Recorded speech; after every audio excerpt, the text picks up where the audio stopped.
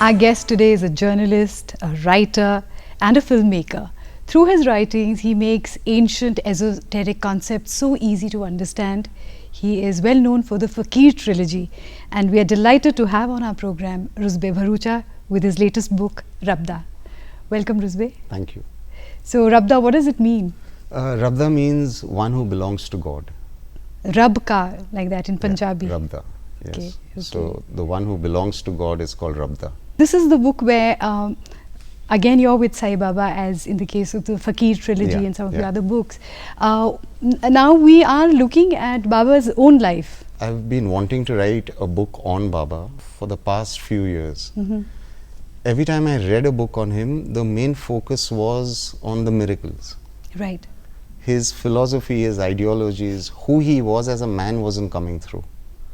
So I thought I would write a book, a fiction book, where Baba is in the present moment and he takes Rabda back to Shirdi when he was in the body and back again. Now here we have Rabda, who cares in this birth. Yes. Dust. Yes. A very hippie kind of a character, which most of your characters are. Flawed. Totally flawed, but fun flawed. Yes. One of the reasons I feel the Fakir Trilogy has done so well is because the main character is a flawed person, and I think readers identify with the individual's weaknesses and limitations, and we all are flawed in various ways, and Rabda is more flawed than most. And so nearest to the divine, and also needs to be saved. I think I want to get across one thing very clearly, that you don't need to be perfect to connect with your master. I think your master is like a parent who will love you in spite and despite all your flaws.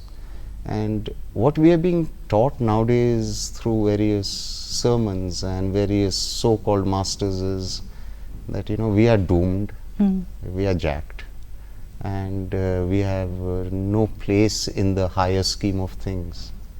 And I think that is wrong. I think in spite and despite our flaws and weaknesses, a parent will always love his or her child. That is true. And I believe there is no greater a parent than one's master. So all my books basically want to reinforce that. That is okay, you know what? You keep trying and you keep falling and you keep picking yourself up and keep walking. And he's there. And half the time he's the one who's picking you up anyway. He's carrying you, forget picking you up. But you need to give yourself to him, to allow him to pick you up and carry you. You know, don't bring your conditioning and your prejudices where your master is concerned. This is true for all your books. They are so easy to read, very accessible. And here are these enormous concepts, whether it is karma or free will, or the concept of the master, and the biggest concept of all, the concept of surrender. On the one hand, it's easy reading, you know, you can pick the book and just read it. But these concepts are very difficult to kind of inhere in yourself, aren't they?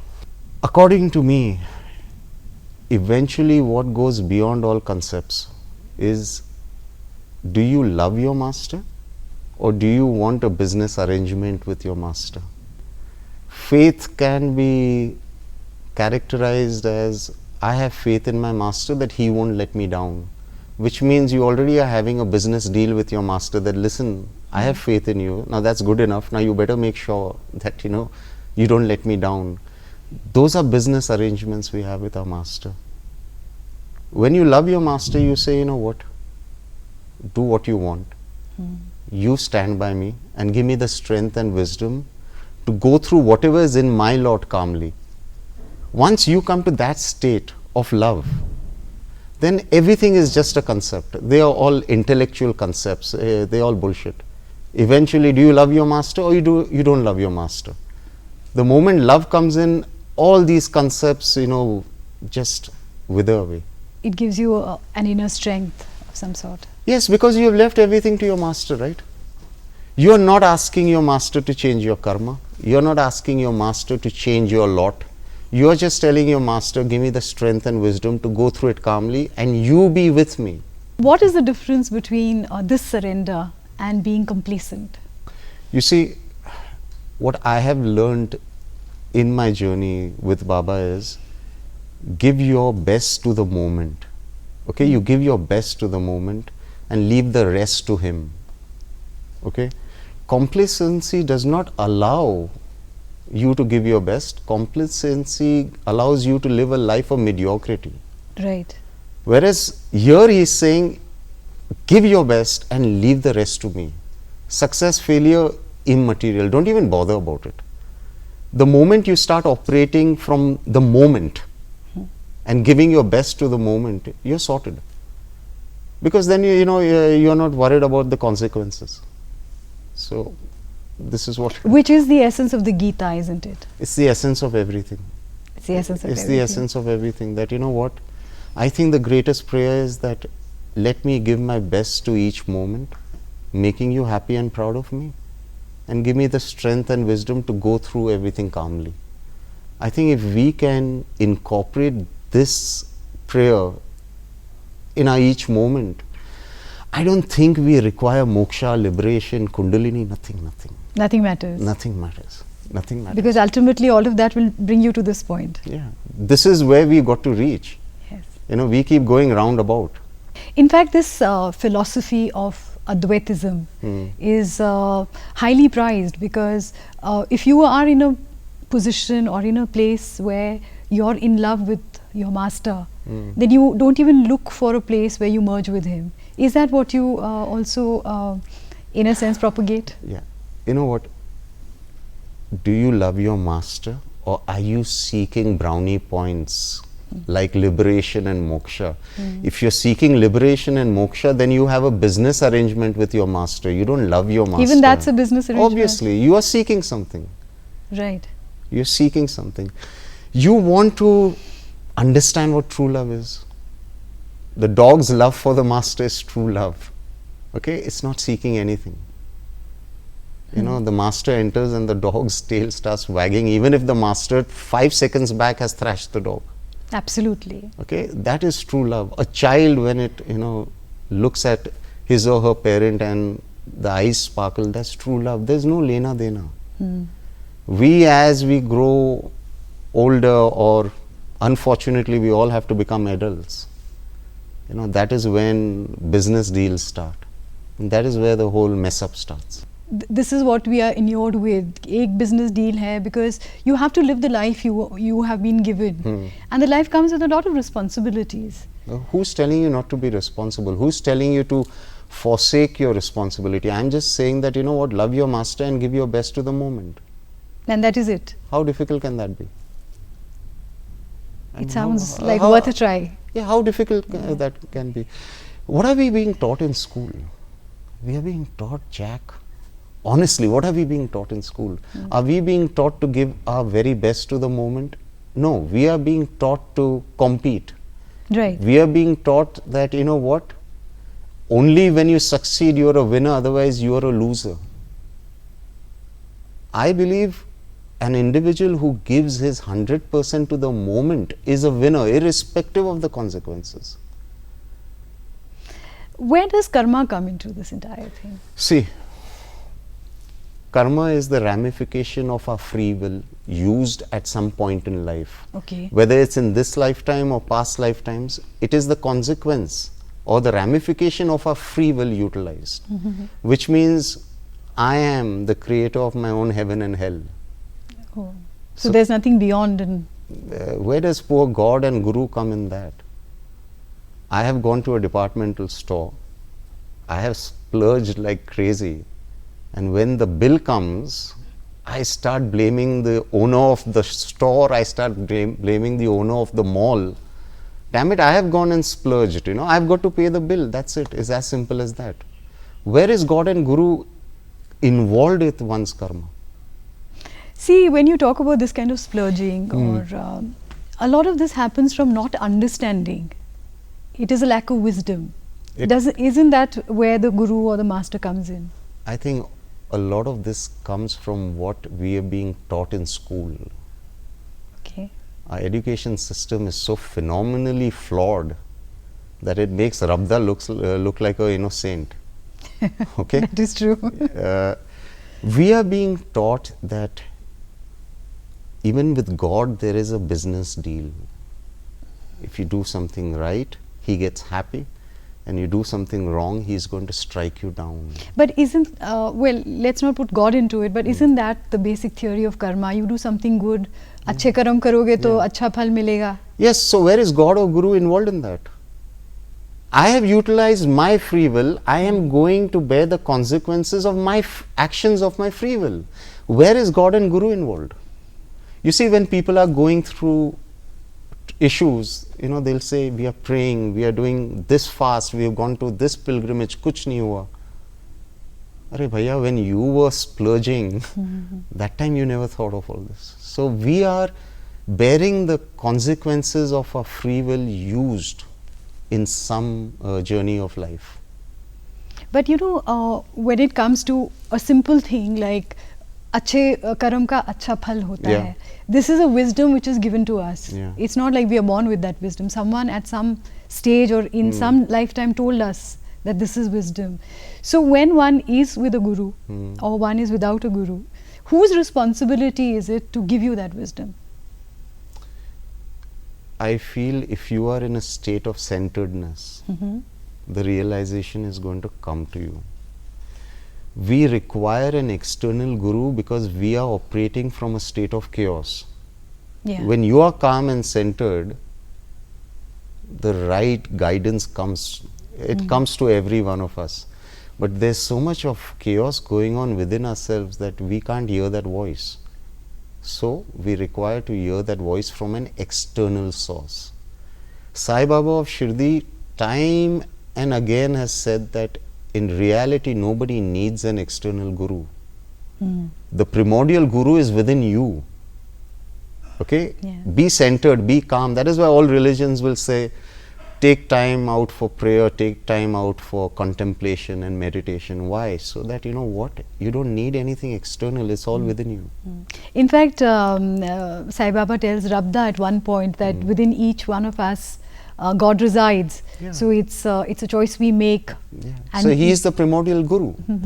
And you described it very beautifully, where he talks about the thousands of avatars which are there present in the Kali Yuga, and we don't know if we are one of them or not. So it's best to. You see, what has happened is most of the research that or books that have been written on Sai Baba have been written when Baba was 10 years away from his samadhi.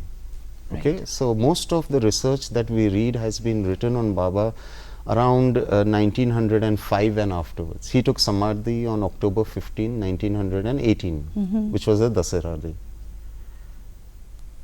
All that which he has spoken before, there is no accountability. Earlier, only Sufis went to meet Baba. Okay, they used to call him a madman, a mad fakir. This is also in Shirdi. Yes. In Shirdi itself. Okay. His assistant, that is Abdul Baba, started writing down messages that Baba would speak to him. Those messages contain the philosophy of Baba. Most of the research only focuses on the miracles of Baba. Once again, we are so interested in the miracles is because of Lena Dena. Okay, he did this miracle, so Baba, do this miracle for me. So he has time and again said that you don't need anything, just go within. Everything is within you. Each one of us comes from the great spirit which we call God. We are the spark of that great spirit. Whatever is contained in the great spirit is contained in the spark, so you don't need to go anywhere. So this is, Rabda is mainly the philosophy of Baba, the ideologies of Baba. It's not focused on miracles. Miracles is a sideshow. He is the master. How difficult is it for him to perform miracles? Miracles are performed so that you start believing in him. And when you start believing in him, you start saying, okay, this man knows his work, so let me follow him. And then he slowly takes you to the path. What he dictated to Abdul Baba. Yeah. Now, this aspect of his life has not really come to the fore so much. What is the reason behind that? most of the books have been written by people professing the faith of Hinduism. Right. The stuff he is told Abdul Baba clearly showcases him to be a Sufi. Right. So it was not convenient. Okay, you see, we have Hinduized Baba. That is true. Okay, and that is what is also creating trouble right now. We have made him into a Hindu god. If Baba wanted people to know in which religion he was born into, he would have told us. Right. Nobody even knew his name. Yeah. Right. Yeah. The fact that he did not tell us was because he realized the superb idiots that we are and we will create duality in his name. To create a sense of oneness, Baba did not divulge whether he was a Hindu or a Muslim. Why Hindu or a Muslim? How do we know he was not a Christian? Okay? Yeah. So he did not divulge which religion he was born into, so that the spirit of oneness prevailed. Spirituality means operating from the spirit. When you operate from the spirit, you create oneness. When you operate from religion, you create duality. Right. The very Guru Stotra, the Guru Mantra, which says Guru Brahma, Guru Vishnu, Guru Devo Maheshwara. Okay? What is the whole essence of the mantra? It means the Guru is Brahma, Vishnu, Mahesh, or the Guru has the essence of the creator, preserver and the destroyer. The Guru is beyond the body. The Guru belongs to that essence. That is the mantra. Yes. Has it been written down, conditions apply to this mantra, that, you know what, this mantra will apply only if the Guru is a Hindu? That has not been mentioned. It's never been said, yes. Your own books, the Guru Charitra says this, you know, that Guru is beyond religion. What about all the pomp and ceremony around him for somebody who was just a fakir who lived in... You know, there was a time when Baba would get, through donations and dakshina, more than what the governor of India made. Okay? In his own lifetime? Yes. Okay. And the British government had sent people, income tax people, to tax Baba. Okay. And they realized that at night when he slept, he kept only that much money that was required for his tobacco that he smoked and the oil for the chirags. Okay? He would wear the kafni for weeks and weeks till it was virtually torn. So Baba was a Sufi. He was a man who enjoyed and loved embracing poverty. Right. That is one of the tenets of Sufism, where you on your own free will embrace poverty happily, because according to Sufis, poverty, happy poverty is akin to godhood. Okay, you seek God via, depriving your senses. Not everyone, especially not householders, can live in that kind of poverty. So what is poverty for a householder? No, this is not poverty. That is detachment of the senses. Right. Okay, so he's not told people that, you know what, become bankrupt, that's how you're going to embrace God. He said no. He said, depending on your means and your livelihood and the station in life your karma has put you in, embrace your lot and be detached from anything that takes you away from the spirit. Right. Anything that entangles you more into the senses, detach yourself from that. That is the meaning of poverty. Embracing poverty happily. Okay, that is all. He is not talked about, try your level best to become bankrupt. Yeah, no, he's not talking about that. He's just saying, be content with your lot and try your level best not to get entangled. In this book and in the entire, in the trilogy also, Baba has not anywhere judged anything, because whether it is Rudra or Kes or anybody else, they are all smokers, drinkers, and it doesn't have any effect on Baba. I have known people who are pure vegetarians, who abstain from alcohol and cigarettes, and they have no issue drinking the blood of another human being. Yeah. Okay, so I don't think smoking or non-smoking, drinking or non-drinking is going to make you a better or a worse individual. What has a cigarette or alcohol or eating non-veg got to do with the spirit? Since you mentioned spirit, that's where the first book came about, didn't it? The last marathon. Yes. Yeah. See, the last that was also quite ironic, wasn't it? The last marathon came about complete default. Okay, I was editing a liquor magazine for Indian Express called High Spirits, and I got bankrupt. And in the stock market. Yeah, and a lot of stuff. Yeah. Mainly stupidity. Stock market was just an excuse. Okay. So I took my 2 manuscripts of fiction book, and I went to a particular publisher who knew me, and I said, listen, give me anything, just buy these books, I need money. I'm in bad shape. And he told me, Ruzbeh, we don't print fiction. So you write a non-fiction book. So I said, non-fiction book, what do I write on? Now he knew I used to edit a magazine on liquor. So the poor guy told me, write a book on spirits. Right. For some reason, I don't know why, I thought he was talking about life after death and ghost. And so for 10 minutes, I am talking about spirits and our man is talking about alcohol. Till, he says, make sure there's a chapter. Make sure there's a chapter on hangover. And I said, shit, they get a hangover also from what? And then he said, what the hell are you talking about? I said, I thought you were talking about ghosts and spirits. He said, no, I was talking about the alcohol industry, but you know what, I like your idea better, you write on that. And that is how my journey into the paranormal started. So spirits took you towards the spiritual. Yeah, see how important the other spirit too is. In the last marathon, you really did talk about the paranormal in life after death. And what led you to it? I have been taken to mediums and sages and psychics since I was this high. My father really was worried that I'm going to make a hash of life. So that was predicted beforehand? Yes, he was certain.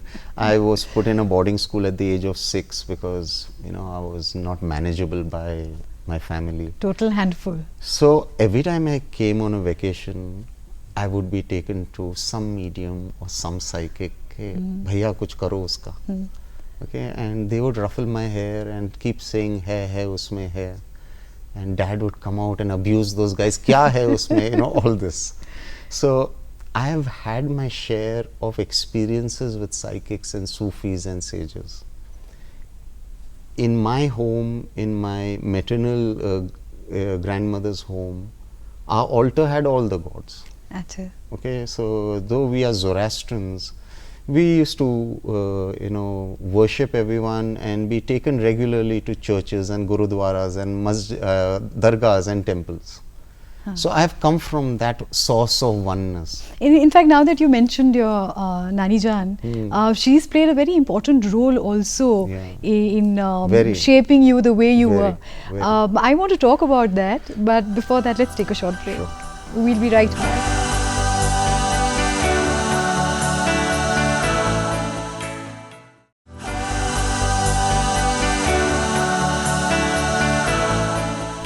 Welcome back. We have Ruzbeh Bharucha in the studios with us. And before going into the break, we were talking to him about his grandmother. She played a very important role in your life, didn't she? I have grown up with her. We were seven cousins who lived with my maternal grandmother. So she's played an exceedingly important role. And I think one of the things you mentioned is how she would laugh and say, always remain a child. Yeah. Hamesha bachcha rehna. Yeah. She would always bless me saying, haste khelte rehna. And I would say, what, make up your mind. When I'm laughing and playing, you tell me to get serious and then you're blessing me with this. And she would say, yes, never forget this concept that whatever you go through life, laugh and go through it. And she taught me this philosophy called the Amen philosophy. Yes, that's quite intriguing. Yeah, she used to tell me on and off that God once a day, will get up and say Amen. Only once a day? Only once a day, and only He knows when He is going to say it. And when He says Amen, whoever is wishing whatever, whatever you're thinking, whatever you're saying, whatever you're doing is going to be granted. So be damn careful. Be very careful of what you're thinking, because you don't know when it is going to be granted. You know, when you, if you're angry and you say some mean thing to someone, how would you like it if that mean thing is granted? You know, sometimes you say, I hope you're dead, and if God were to say... That's the time he chooses to say amen. You know. So she taught me this philosophy called the Amen philosophy, and I think it's shaped a lot about me. You know, however flawed I may be, I hope that, you know what, at least I'm trying my level best in each moment not to wish somebody harm.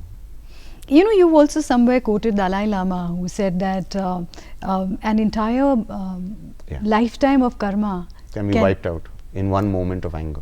That is quite scary, isn't it? It is, but it's a fact. It's a fact that, you know, many times when people come for channeling and they'll tell Baba, give us a mantra, okay, and which will take care of our lives. And he will say, okay, the greatest mantra is the mantra called shut up. Shut up. Yeah, because 90% of our problems take place from what comes out of our mouth. Okay, we mainly are reacting to situations. If you see, our whole life goes in reacting. That's true. You know, so every time we react, we are in the control of another individual. That individual is making us go round his or her finger because we are reacting. Most of the times, we open our mouth to react. So every time you are going to react, if you can remember the mantra called shut up, I think it will help. And I'm big on reacting, so I know I have to use this mantra more often. But that makes a lot of sense. The only thing is, you know, telling somebody else to shut up is a lot easier than telling yourself to shut up, especially when one is angry. You know, you shouldn't be telling somebody else to shut up. You got to shut up. Yeah, point. The whole mantra is that you use it. Don't go on passing the mantra out. No, what I mean is that when one is angry, that is the time when there is no, you know, it's a knee-jerk reaction. You don't think about. So, the whole purpose of chanting, meditating, praying is to get centered so that you don't come from knee-jerk reactions. And once you cut that cord, I think 80-90% of our problems are sorted. Just by doing that? I think so. I think I have been clearly responsible for most of my agony and hell. Forget karma. I'm talking about this lifetime. And when I look back, 80% of all the agony I've gone through has resulted from reacting to a situation. If I had been smart enough to just shut up, I think I would have saved myself a lot of grief. In fact, in the book, somewhere you mentioned that, you know, because of this reaction, which is also free will, one can actually accumulate a lot more karma than is actually there in the karmic blueprint. You come with your karma and you go with your karma, okay? Between the coming and going, the life that we lead is going to decide whether you have helped ease off your karmic slate or you have increased the weight of your karma. A simple thing like keeping quiet can take care of a substantial amount of karma that could have been built. I am not saying, you know, become submit to everything. I'm not saying that. There are ways of telling someone to go boil his head. Yeah. Calmly. Okay? After a little bit of silence. But you reach a point where you tell. Yeah, why not? But I will tell someone to go boil his head, but you know, you say it a little more calmly. So, कहने का तरीका होना चाहिए. Yes, you know, if instead of telling you get out, if I tell you please leave the room, I'm saying the same thing. Right. I'm just saying it in two different ways. So firmness is very important, or Firmness, diplomacy? Be firm, be polite. There is no need of becoming an animal. In all your writing, you know, the language is pretty amazing because, you know, it on the one hand it does reach out to all segments of society, but you know, spewing expletives and... Do you know how difficult this interview is? I can't speak my normal language. I mean, your viewers will pass out. So, this is how I talk. Okay. Okay? Why should I be a hypocrite and say I talk otherwise? Okay? There are certain words in the English language now which is part of the lingo. Right. Okay? Yeah. You're not meaning it. It's just part of the lingo. And you know, I'm comfortable with that lingo. Well, what do you think? Sai Baba and the masters used damn polite language. That's what I said, because you Yeah, have Sai so, Baba in all in the trilogy, and here calling you. And please, these are watered down versions. Okay, because like they say, a family audience reads these books. If you read literature of Baba Right. in Marathi, the language used is very colorful. So Baba was given to colorful language and a bit of a temper, wasn't he? 100%. He used to thrash the living daylights out of people. And this is when he was telling us to be centered. Don't let anger get a grip over you. Okay. That's the whole philosophy of not reacting. But you can get angry. You can get angry, but you are in control of anger. Okay. We are human beings. You know, we are going to get angry. Who the hell is saying don't get angry? You would be unnatural if you don't get angry. What we are trying to say is don't let the anger get over you. That is all. So you are in control. And the anger doesn't control Yes. you. Is this true also for the other desires? Everything. We are going to be clouded by various desires. Right. I think only perfect masters are beyond that. Okay, we are, like I say, the giants have gone, the dwarfs are roaming around. So we are a bunch of dwarfs, and we are going to be visited by various desires and emotions. That is because we are human. We are human. If you can know your strengths, your weaknesses and your limitations, and operate from that, I think more or less you are kind of sorted out. In the book you mentioned the 4 sort of principles that Baba has prescribed that one should live by. Every day there will be a situation or 20 such situations where you're not comfortable with that. Or major situations where you're unhappily married, or you're going for you're working at a place which you really hate. But you know what? There is no alternative, right? Right. So what Baba says is, take a situation which you're not comfortable with. You give your 100% to rectify that situation. If after giving your 100%, after spending a bit of time on it, you realize that situation is not getting rectified, if you can, walk away from it. But 90% of the times we can't walk away from certain situations, right?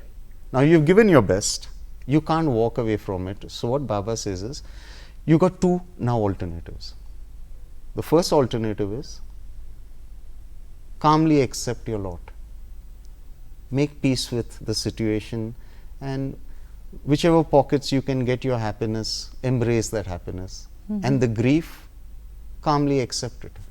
You've tried your level best, you can't do much about it, you can't walk out of it, so calmly accept your lot.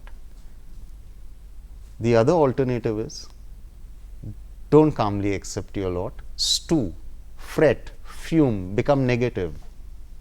Most people are taking this alternative because most of the times you can't move out of that situation. Right. You know, you can't. So this is really his philosophy of Yes, this is Shraddha and Saburi. Yes, you know what, give your level best. If you yet can't resolve that issue or walk away from the issue, then calmly accept your lot. What else is there? So the option of There is operating from the higher self and the lower. You are operating from the higher self by calmly accepting your lot. Yes. If you're not operating from the higher self, you're operating from the lower self, which is you're becoming negative and you're going to create more karma, more grief, and really, really mess up everything around you. Even further. Yeah, for yourself and others. You know, it's like he tells this to people very often, that वक्त से पहले और तकदीर से ज़्यादा कुछ है नहीं. Okay? Which means you can stand by the window all through the night. The sun will rise at its time. Now you have an option of calmly going through the night, watching a good movie or reading a book, or doing what you want, or fret, fume, make a nuisance of yourself, wake people up, crib. But the sun is going to rise at its time. You do what you want. So why not be centered and The other thing that you mentioned in the book about Baba is the giving of the coins, the 4 coins, the 5, the 6, the 7. Yeah.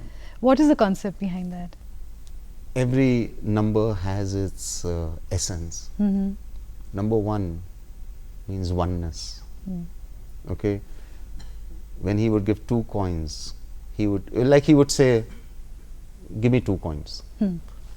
So people would look into the pocket, give him 2 paisa or 2 rupees, whatever. He didn't want all that. What did he want with money? Eventually he would give the money anyway away. Yeah. So he wanted Shraddha and Saburi. Acha, that was 2. Yeah. Okay. When he asked for 5, he wanted your 5 control of 5 tattvas. Acha. When he asked for 9, it was the 9 qualities which make an individual operate from the higher self. Okay. So every numerical had a essence, and that's what's been explained. That is interesting in the book, is that he is not rejecting religion, because there is space for ritual and religion in every life. No. When I started on this path, he had told me through prayer very clearly that if you don't say your prayers, your Zoroastrian Avastha prayers, if you don't say it, don't take my name. Oh. Yes. So for me, it was Baba who got me more into my religion than what I was. Okay. And what is the reason behind that? Number 1, you're born into a religion for very specific reasons. Okay. Respect it. Baba would call religion one's mother. Oh, that's so beautiful. Okay. Yeah. And Baba says one doesn't forsake one's mother. Okay. And you can have only one mother. So don't mess around with that. And he would get hopping mad if somebody came and said, oh, I've converted, or I no longer pray this, no, that's not done. You will first focus on your religion. You will embrace all the beautiful things which your religion has to offer you. The Guru is always with you. Right. In this lifetime, I'm a Zoroastrian. Past lifetimes, I could have been a Muslim or a Hindu or a Christian. But the Guru has always been with me. The book opens with suicide. Yeah. And the masters are very much against it, and they have a reason for that. What is that? We've been taught a lot of things. We've been taught that a person suffering from leprosy is suffering from leprosy because he or her has sinned so much. Okay, so a lot of shit has been taught to us in the name of God.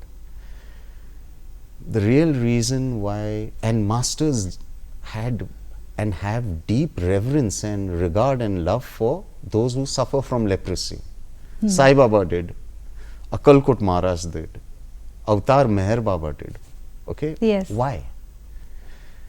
According to them, an individual who wants to get over with his or her karmic cycle in one lifetime chooses to make that lifetime most difficult. Okay. Okay? Takes on as much weight as possible to release himself or herself from the karmic cycle. Right. So the masters believe those who come with this disease called leprosy have actually in one lifetime taken on all this so that they can move on in their spiritual journey. We all have a karmic balance sheet, but we have, very comfortably spaced it out. Right. So let us say we both have 10 lifetimes to go through. The person who has chosen leprosy says, I don't want to go through 10 lifetimes. In one lifetime, pack everything. Okay, that kind of pain and suffering at one go. Yes. Now, where suicide is concerned, I think every intelligent human being has considered the triviality and the futility of existence. But also this, your characters, they are only very thinly fictional.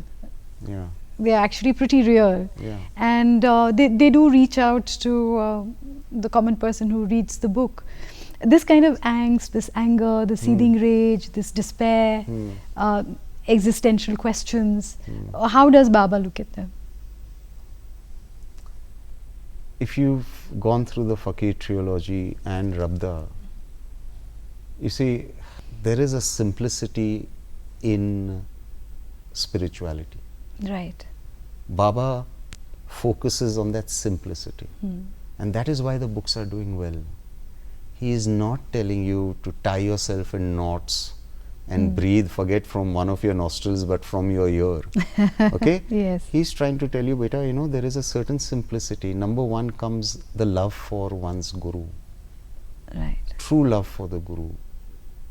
And if you believe that your guru is standing next to you, your actions, thoughts and words at each moment is going to be guided by that.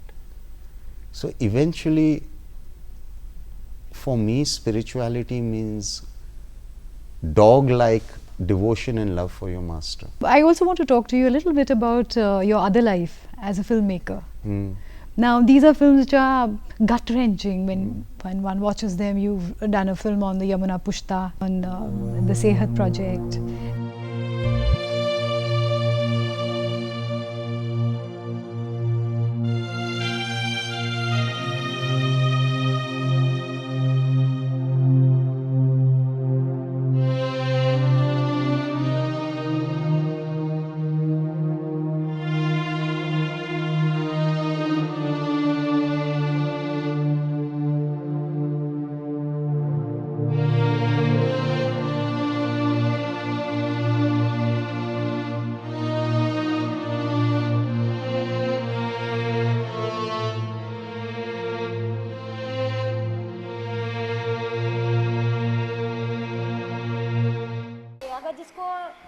What we did was then we partnered one literate person, a fairly literate person, with a less literate person. You know, so Amina partnered up with a girl called Sonia. Sushila partnered up with a girl called Nooran. You know, so they've benefited by learning a few more things. At the same time, they have a position of responsibility. And also on children. Mother and child in Indian prison. Right. All the social work, like Mother and Child in Indian Prison, the book called Shadows in Cages. Right. My God is a Juvenile Delinquent, which is on the delinquents. And that has now become essential reading for judicial students. Yeah, okay. They are, if you see, written about people who are damned. Right. Okay. And I was editing a newspaper in 93-94 called Pune Tribune. And as the editor, all the press clippings would come to me. And I saw this small press clipping that, you know, Mother and Child in Yarwada prison, Pune, hoisted the flag in prison. And I said, what? What are the children doing in prison? And 10 years later, I wrote the book on Mother and Child in Indian prison. You know what is sad? I didn't have any research material. There was no book on Mother and Child in Indian prison. There was no book on juvenile delinquents. I've rarely read or seen a documentary on slum demolitions, because nobody cares about those living on the fringes of so-called civilized society. And one of the reasons why I wanted to do it was that you may not have anybody, but you know, maybe you have me. Okay. After Shadows and Cages came out, 6 months down the line, I've been told the Supreme Court made it mandatory to have creches in prisons which had children. Earlier, creches. So here were children who, till the age of 5, were in prison for no fault of their own. And they were living in a prison when they were out of the prison because they didn't. All rules and regulations applicable to the mother who was in prison was automatically applicable to the child. While he's in prison? Yes. And when he leaves the prison, he's in another prison because he's separated from the mother. Yes. That is where I have liked what Dr. Bedi has done. Dr. Kiran Bedi. Dr. Kiran Bedi. What she has done, she has rehabilitated these children. Okay, where the child gets lodging, boarding, education. And these same children are now 18 and 19, and if you meet them, they are like normal children. Okay. Otherwise, where does the child go? If it's a girl child, going to a one of the so-called orphanages. I mean, That's scary. it's scary. In fact, one of your recent blogs also talked about the children. Yeah. And that is also the time when a lot was coming out in the newspapers about the way children are disappearing, the way they are treated. Yeah. So I suppose somewhere when we look at spirituality, looking at other human beings must be very, very important. That's it. You see, you're coming from oneness. Yeah. When you start empathizing with everybody around you, you're coming from oneness. That is what I keep talking about, that we have kind of given a hallowed ring around basic emotions of decency, and if someone is being basically decent, that person is accused of being very spiritual. Right. This is what we do as human beings, otherwise what's going to separate us? It is the common man who is actually living the principles of spirituality, by just being a decent human being. Flawed, agreed, but yet trying their level best to be just decent human beings. And that is where the crux lies. You really don't have to go to any... You don't need damn after that. You just be a decent human being. I think, you're doing your job. That's fantastic. Ruzbeh. You're doing your job. So if we live our lives the way it has been given to us and live our lives to the best of our ability, that's it. I think, if each moment we are trying to give our level best and spreading a bit of joy, I think bahut ho gaya. Bahut ho gaya? Yeah. I think that's just the right point to end the program on. बहुत हो गया. लोग इसी तरह अपने अंदर झांके और खुश रहें. भगवान मिल ही जाएगा. Amen. Amen. Thank you. Thank you, Ruzbeh, for being on our program today. Thank you so much.